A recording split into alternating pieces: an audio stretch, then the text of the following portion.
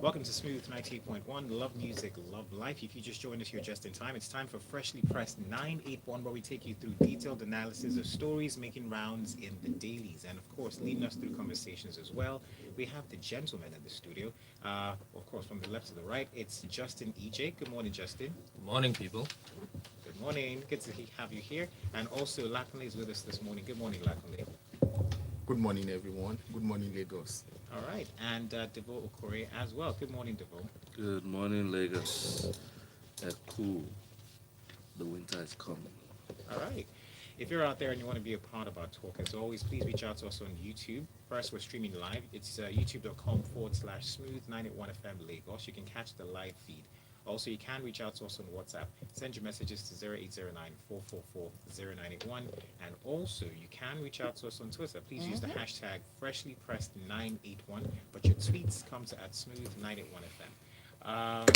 Let's just use the hashtag Freshly Press 981 before Yes. they start going to different places. Exactly. That is that's the search term we've got up on Twitter. So let's hear from you using that hashtag.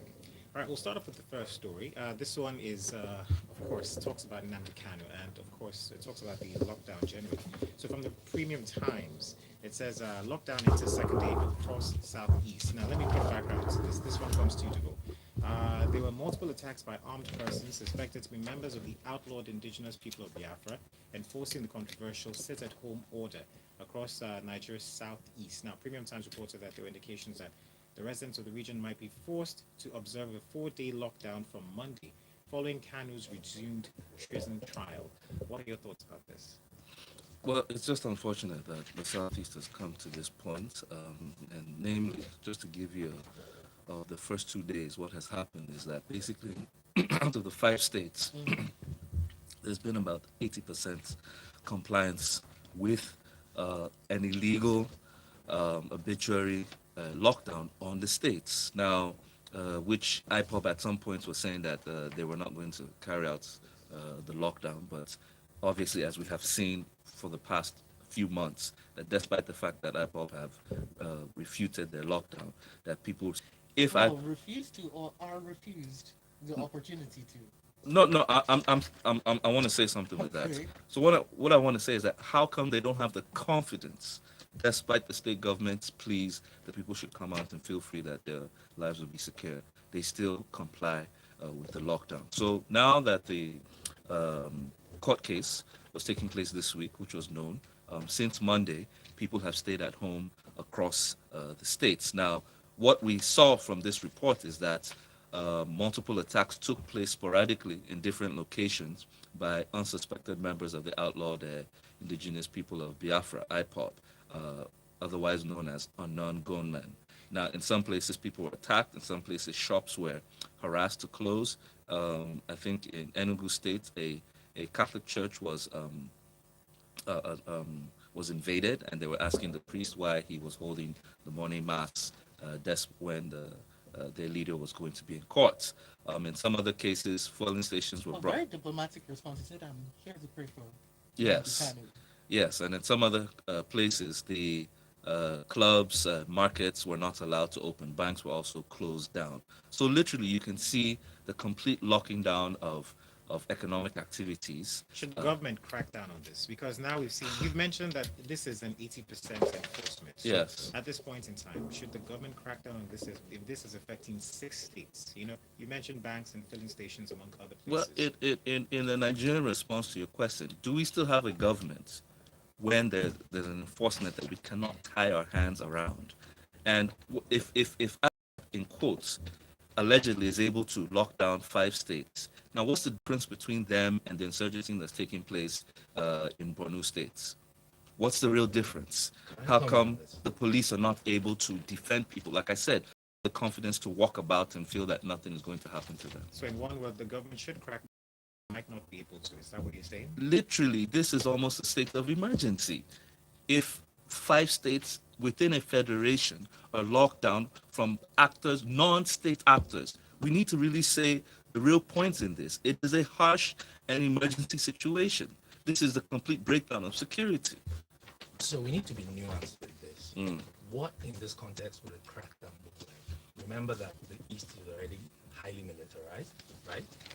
what you have on hand is a situation where a group now has outsized influence on the activities of people. Because if you're talking about crackdowns, the IPOB in itself does not have the ability to enforce the lockdown that it pronounced. The weapon here is the fear of the people, the fear of being attacked if they do out on the knowledge or in tweeting that, look, nobody can protect us if IPOB does decide to attack our shops and our places of business, right? So what is the situation that is really going on here? Let's not address the symptoms, let's address the disease. There is a conversation that needs to be had about the situation in the Southeast, because if you do an opinion poll, there are as many people over there who will tell you we don't like what IPOB is doing, and there are as many people who will tell you, oh, they are fighting a cause for us. Now, we need to go to the root of the issue and address what the cause is. They are not going about it the right way, but there is an agitation in the East that a conversation needs to be had about. We can't avoid that. Thank you for that. Let's move on to our next story. All right, from the Punch newspaper, bandits killed 300 people, kidnapped 200 in Niger January attacks. This according to Governor Bello, who disclosed this information to State House correspondents after his Tuesday meeting with the president. Now, to quote the governor, in January this year alone, we suffered no less than 50 reported attacks and loss of lives between January 1st and 17th. Within the same period, no fewer than 300 communities were invaded by bandits, and the number of people kidnapped is 200, including 3 Chinese nationals. Now, the governor blamed the low response time to the attacks on the lack of access roads to the affected communities. Devo, we'll stay with you for this one. Your thoughts? Okay, I'm almost paralyzed by this story because the facts are almost, I don't know. So let's just read it slowly. That within the past 2 weeks, that's the first, the way the article puts it, says the first 2 weeks of this month. Let's put it in context. The first 2 weeks of January, the first 2 weeks of the year, in the Niger State communities, one state, bandits, and remember now we refer to them as terrorists, had attacked at least means there were more, 50 times. So that means in 30 days, or let's say in 40 days out of 60, literally that's almost on a daily basis. Then with over 300 persons killed, and most times we always get a minimized figure, 300 Nigerians, okay, with 200 kidnapped, including security personnel. You asked the question in the last story, should government crack down? I'm asking now, should we not have a state of emergency? Is a state of emergency not justified on this article alone? Do you need this in any other fashion before you now say that there's something that has gone completely, Wrong. not just terribly wrong, a complete breakdown of law and order? 300 people, this is not COVID, this is being attacked by terrorists. Now, the governor was saying this when he went to visit our president. And we know Niger State had been going through terrorist attacks almost, it didn't start today. It's been a long time, especially with the major abductions taking place in soft spots. Now, he said, he was telling the president that this was due the poor response or the ability of the terrorists to achieve the fact that there was poor road access. Now, I really, at this point in time, wouldn't be wanting to hear from the governor anymore. I think I want to hear from security personnel what really are their challenges. 2, he said, well, he was optimistic about the new measures being put in place with the support from neighboring states to ensure that they check these bandits. Now, this terrorism that's going on includes what we always know, the banditry, the kidnapping, the castle rustling. And sometimes you always wonder, when they mention this castle rustling, they're not talking about 2 or 3 cows, they're talking about over 50 to 100 cows being stolen. And you really wonder, how do you steal 100 to 200 cows without anybody seeing or knowing or saying that surveillance evaded them? I'm getting, I almost, like I said, this is crippling. I almost don't know how to interpret these again, because if they're talking about real human beings, Nigerian citizens that are going through this, I think we all should be protesting. I mean, this is very worrying news. The governor has come out and said that there are measures that are going to be put in place. Although it's interesting that he says that the reason that they haven't been able to engage as much and make gains is because of roads. Poor road access. Is he So- speaking for the military when he says that?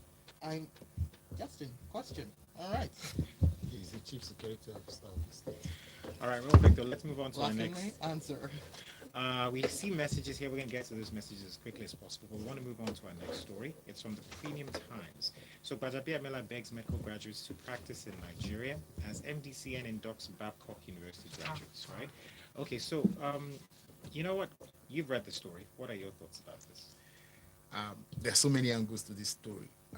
There is the economic, there is the what is right, and there is the moral part of it. So let me try and quickly touch on each of them. Now, so a parent would have invested minimum about 12 million in 6 years to get this child out of through medical school in Babcock. Yeah.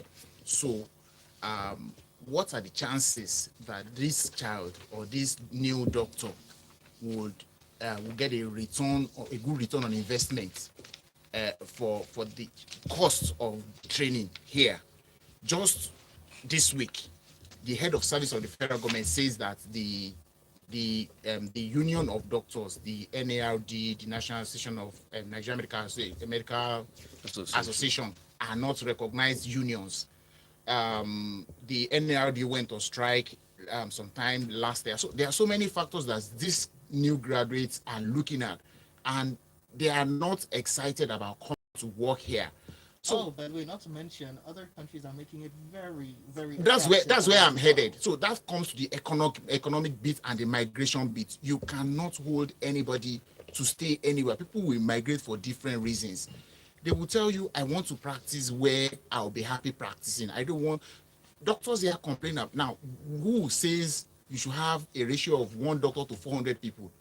In Nigeria, as of 2019, at least by the statistics available by the MDCN itself, we have about 25,000 registered medical doctors in Nigeria practicing. That's about 1,000 to 3,000 people. It already tells you that the doctors here will be overworked. Nobody wants to be a foreman. You don't want to do 4 people's work and get paid 1 man's salary. So what we should be hearing from the speaker is that, look, these are the things we're doing to make it attractive for you to stay.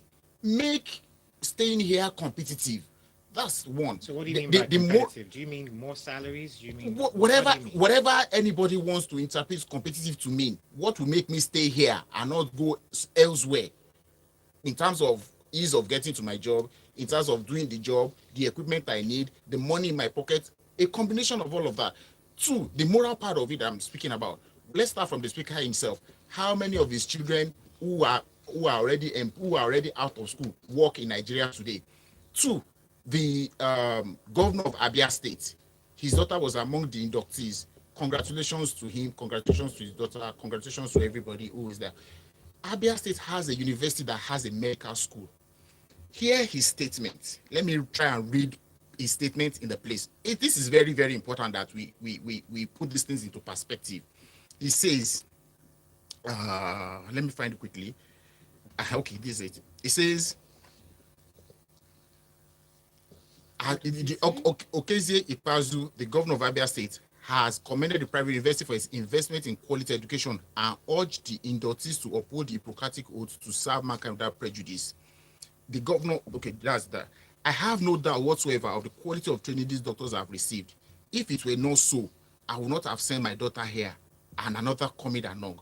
So if he trusts the investment that a private organization has done that much, how much more in him, the governor? What is he doing to the quality of the instructions or the equipment that in the university in the state it governs? All right. So this story as it is like I said, it's heartbreaking, it's amusing as well, but the fact of it is that we like to speak to the cosmetic things. The real things in this thing is that we should do the right things. All right, Lakme, thank you so much for that. We see lots of messages here. Let's just jump to them. Okay, let's do this. Nadu says, I think that the people are willingly, talking about the issue with Nnamdi Kanu and the South, they say, I think the people are willingly complying on their own as a way of solidarity. They were not forced, says Nadu. Some people maybe, but others are reporting that there are guns and they are real and they are being used to hold them hostage inside their houses. Austin says, Austin from Satellite says, Bajabamila begged medical doctors to practice in Nigeria. What about his children? Are they living in Nigeria? Goes on saying brackets, tales by moonlight. And Emeka from Ikeja Says we in the southeast are our greatest enemy. We play politics of bitterness and exclusion. We must learn to build bridges across ethnic lines now. Presidency, we know get Biafra for where, and our economy is virtually crippled. Okay, let's move on to our next story. Okay, we've got this one in from the Guardian newspaper. Luckily, I'll be sticking with you for this one. INEC hangs 2023 election timetable on passage of electoral bill. The commission yesterday said it wouldn't release the 2023 general election timetable until the Electoral Act Amendment Bill is signed into law. The INEC chairman, Professor Mahmoud Yakubu, saying as soon as it's signed into law, the commission will quickly release the timetable and schedule of activities for the 2023 general elections based on the new law. Your thoughts? Well, I want to sympathize with the chairman of INEC at this point that he's being held back by that. Having said that, the question then to ask is, so if that bill is not passed in the next 9 months, let's assume then there will be no timetable. It does seem to be somebody being held to hostage. I'm saying I sympathize with him where he is at. I can understand what he's trying to avoid, a barrage of lawsuits from the political parties for setting timetables when it becomes unfavorable to them sometime in the future, which is a reasonable excuse or a reasonable reason for not setting a timetable. But there's something that even the law recognizes, what you call a provisional whatever, in this case a provisional timetable. Say for example, this is a timetable based on existing situation, which is subject to amendments in future if things change. Let us even have an idea of what will happen or what may happen. He said something about political parties not even submitting register for elections that are pending. There's Ekiti governorship election next year. There's I think Osun governorship election next year. There is there are the continuous registration exercises, which says that about 8 million Nigerians have currently in process of being verified to have their PVCs. So there should be some kind of a provisional register to say, look, pending when all these things are resolved, this is what we will do, this is how we will do them.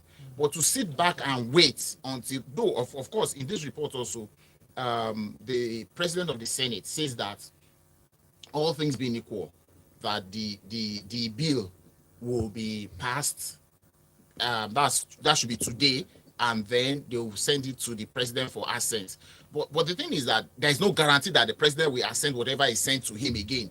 Okay, so why we don't need to hang on and wait?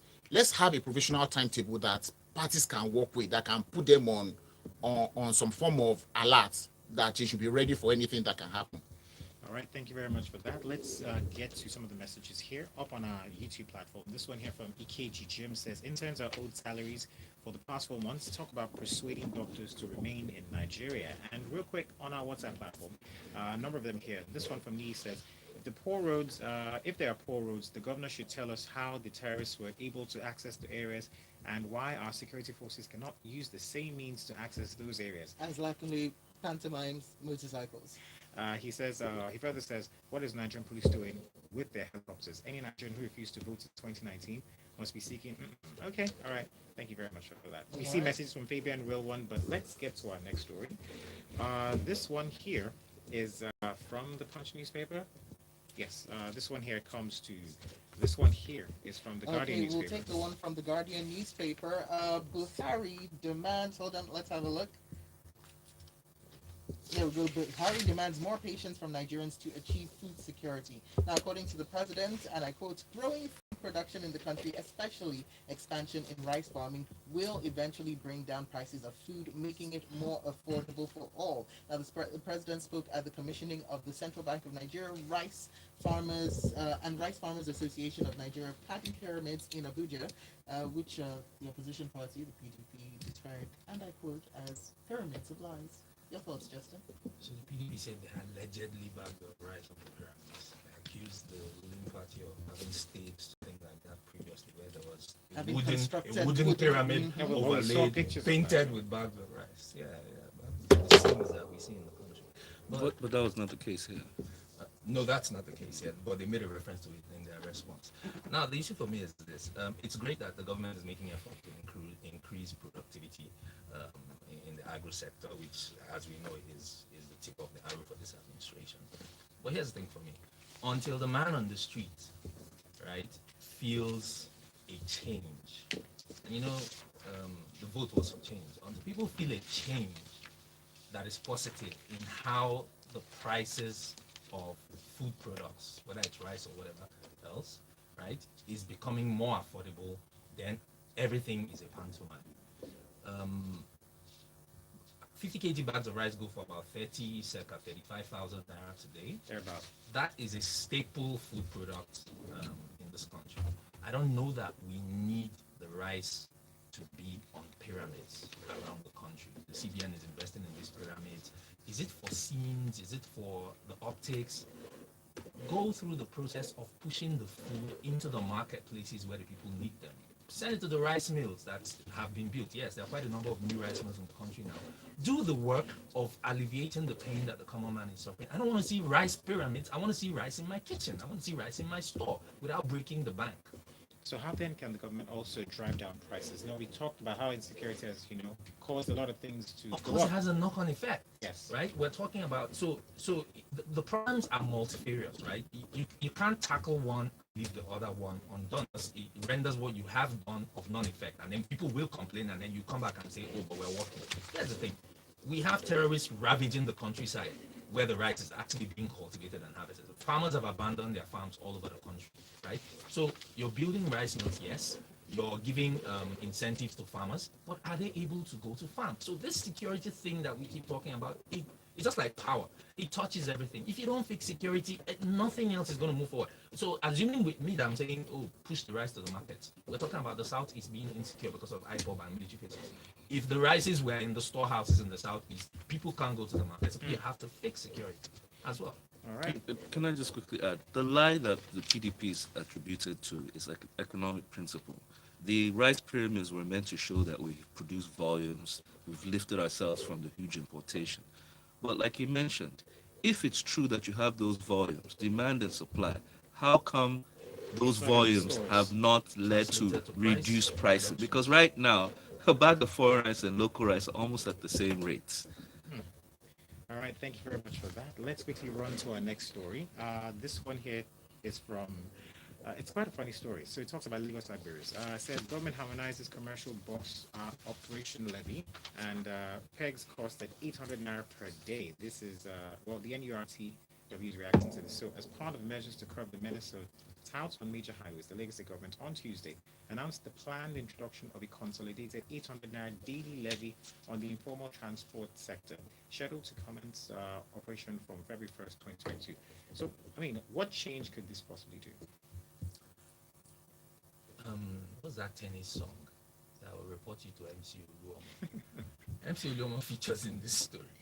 So today, from the story here, the average bus driver pays a total of about 3,000 naira to the Agberos on the road. Yes. Once you cross local government lines, you have to buy another ticket. And all of that.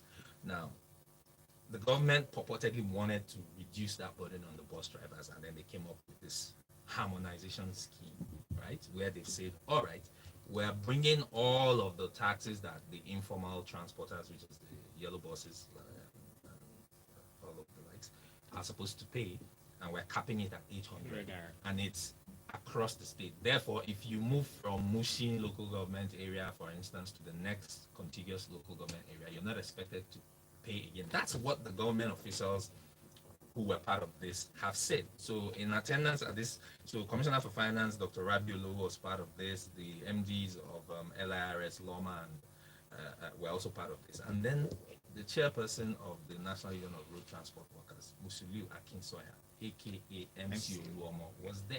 So I picture myself as a fly on the wall when this meeting and announcement was held.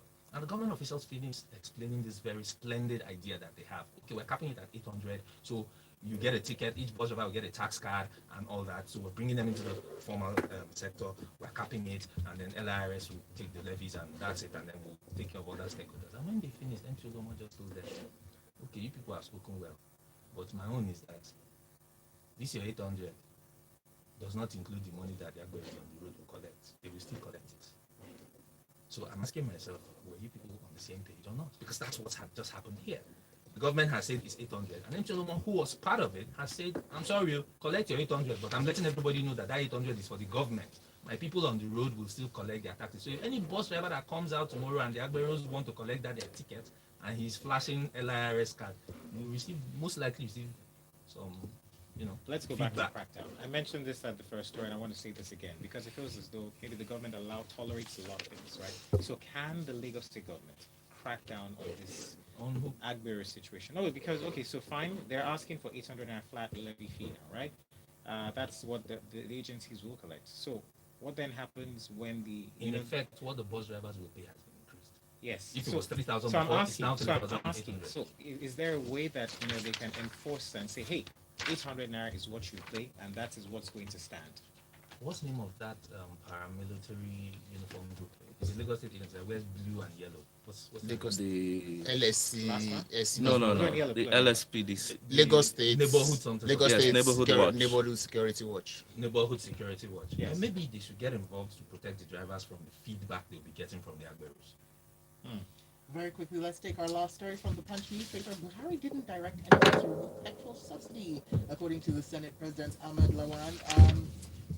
Yes, who's got this, DeVoe? I'd love to come to you for this real quick. Okay, well, it's simple. The leader of the Senate went to the president and came back and came to tell us, and I'm trying my best to keep him in total reverence as the Senate leader. The finance ministry had already told us that, first of all, there wasn't subsidy, but they mentioned here that they're saying that subsidy was only provided for half year, and it wasn't exactly subsidy, it was more of the palliative that was to be given the fact that they were having full deregulation in the downstream sector. Now, which was what we were preparing for in February, which they said the pump price would shift.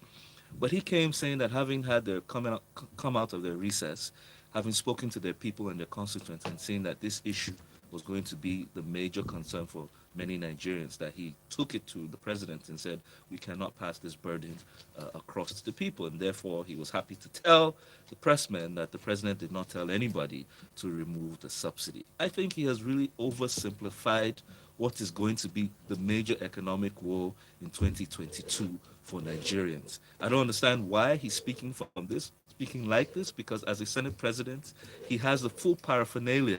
He's speaking as if the issue just came up. This is something that even the NLC, the TUC, and major stakeholders have been on the table for practically 2 years.